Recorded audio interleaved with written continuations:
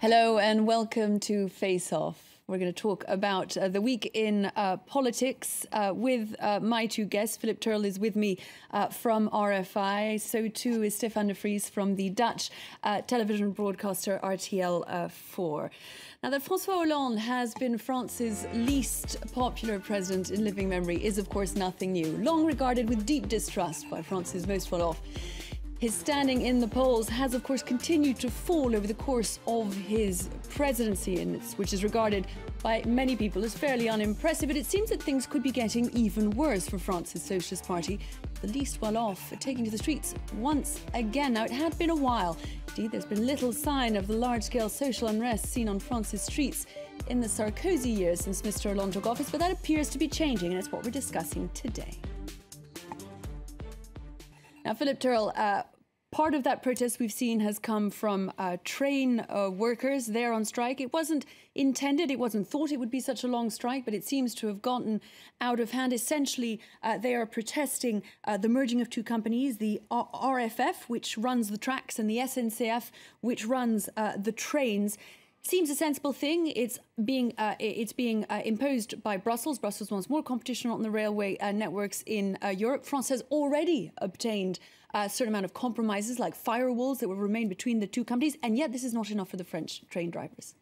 Well, if you go into a train where people are crammed in because there's a strike and there's not so many trains, and you say, would you explain to us what this strike is about, you'll find probably the major party or major percentage of those on the train won't know why this strike is taking place. So it has been very badly accepted by the public in France, who are mostly against this strike action, which is quite different to what it used to be in the old days. If you look at strike action in France when it was the SNCF, the SNCF was public service. It was striking on behalf of the French and the maintenance of public service in France. This time round, people in France don't really understand what this strike is about, and they're against it. It's been a week now since the strike started.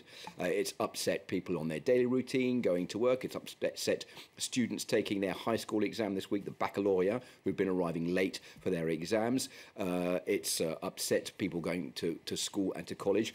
People just don't know why these workers are striking, and it's having, I think, an adverse effect, because politicians are calling for the strike to be over, and some of the unions in France are also calling for the strike to be over.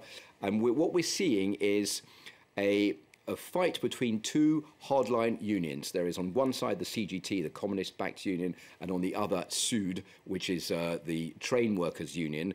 And you are seeing a sort of mounting bet between the two to see who can keep this strike going the longest, which of course is not very realistic if one considers what is actually the core dispute in this strike. And precisely on the question of that core dispute, Stefan, when you look at it closely, the workers are not actually protesting any job cuts, since none have been announced. They seem to be protesting the possibility that as a result of this merger, their working conditions may change. It's a reminder, is it not, that so much of France is essentially unreformable? Yeah, that's the impression you get. And it's actually, they're protesting against an organization structure that the government has put into place, or wants to put into place, after discussions with all the unions. So it's already something that has been discussed, that has been agreed upon with the unions. But and compromises have been found, and amendments compromises made. Exactly. And the proposals are being discussed today and later this week in the parliament.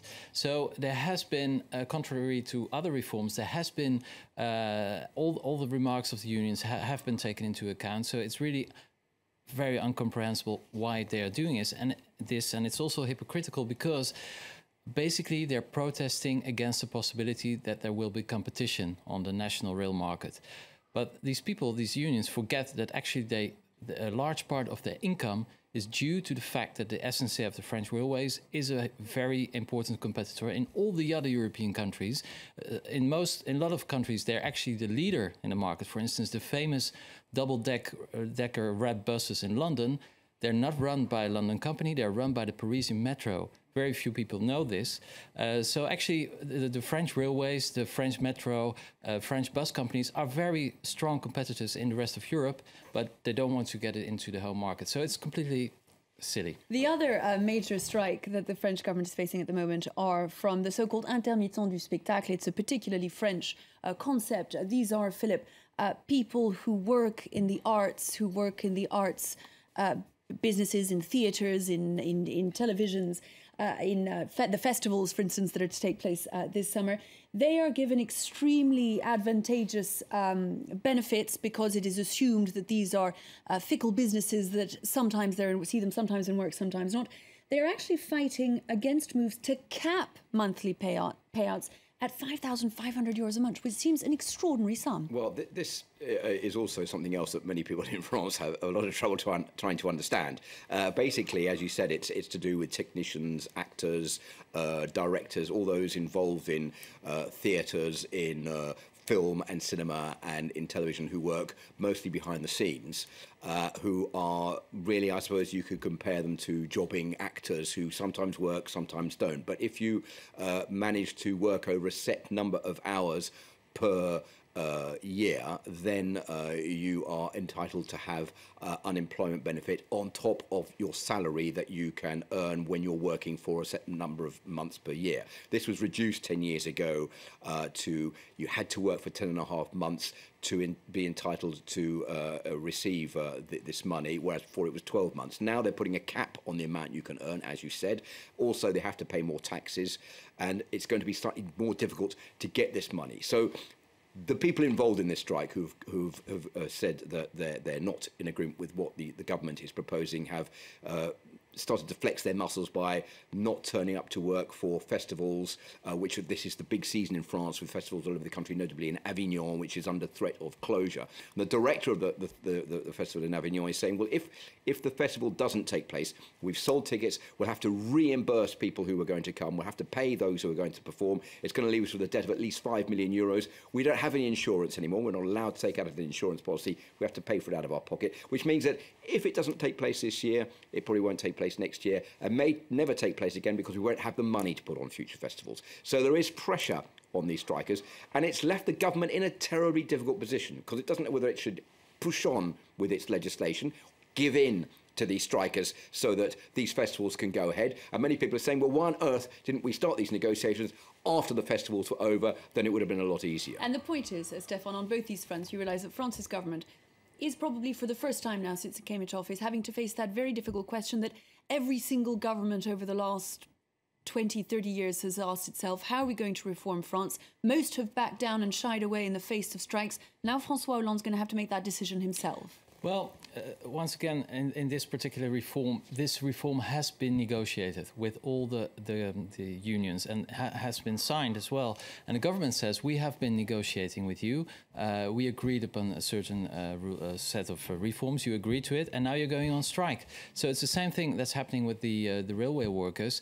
They got something, they're not happy, but they signed, and now they're going on strike. So it's actually it's not very cool. I mean, it's a very strange way of negotiating if you don't agree with your signature after you've signed some reform. So it's very complicated, and until now the government is saying no, we're not changing. You signed, so we will go on. And François Hollande has no choice, Philip, but to go ahead.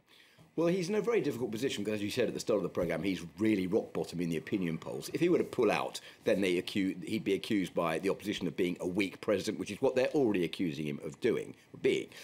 Some of the opposition, who are also split over this, I might add, are saying, well, the railway strike should be, they should withdraw this legislation and put people back to work. But obviously then they would accuse the president of being weak.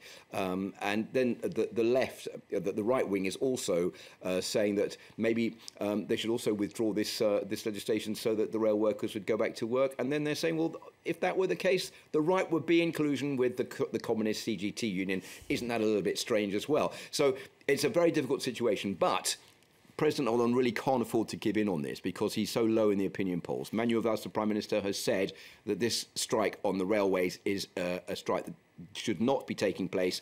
People should face up to their responsibility. They should go back to work. It doesn't appear to be the case at the moment. There's growing frustration and anger in France among the general population about this. I don't know how they're going to find a way out. Precisely. Manuel Valls has said, in fact, that if the French left does not embrace reform, Stefan, it could die. And yet, the power base the only power base the French Socialist Party has are probably the least well off, who still have some hope, at least, in the government doing what it should. Yeah, well, they already died. I think he's a little bit behind reality, Manuel Valls, but that's his role as a politician, always behind the facts. No, they have a huge problem. They got 2 huge defeats in elections this year, local elections and the European elections. François Hollande is the most unpopular president in France's history. They have a huge problem, but the advantage is that nobody likes them anymore, so they can do everything that everyone hates. So they have still 3 years ahead. And if François Hollande had real courage, he would say, okay, I will be France's most unpopular politician in history, but I will do anything to reform this country. So he should do it, but he doesn't. That's a good point, Philip. Yeah. Perhaps we'll find that if François Hollande, who has nothing to lose after all, can't do it, we will be able to conclude that France is absolutely, definitively unreformable. Well, he's going to try his best. Problem is his base, his Socialist Party base, is split over this. Those who are in favour, those who are against the reforms, those who are against because they're saying, if they're politicians, MPs, well, if we go with the government and it's vastly unpopular, when the next elections come around, we're all going to lose our places because they'll go to the National Front or to the right-wing opposition if they can get themselves together in the meantime. So obviously they're against what the President and the Prime Minister are trying to do. But they can't do a U-turn because, as you say, and as Stéphane says, France urgently needs reforms. None of the previous presidents has managed to go ahead and get these reforms through, and as even François Hollande up until now, when there's been the slightest bit of protest against reform, they've usually backpedaled on it. So this is an occasion to flex their muscles to say, we're in charge, we've got to push this through. What will be the saving grace is if within the next few months or the next year, the unemployment rate will start to go down. If that happens, that will change everything, and François Hollande will get some of his popularity back. We'll keep an eye on it. Philip Terrell, thank you very much indeed. Stéphane de Vries, thank you for having been with us today on today's Face Off. That brings us to the end of today's programme. Marc Perelman, though, will be back next week for another edition of Face Off. Do stay with us.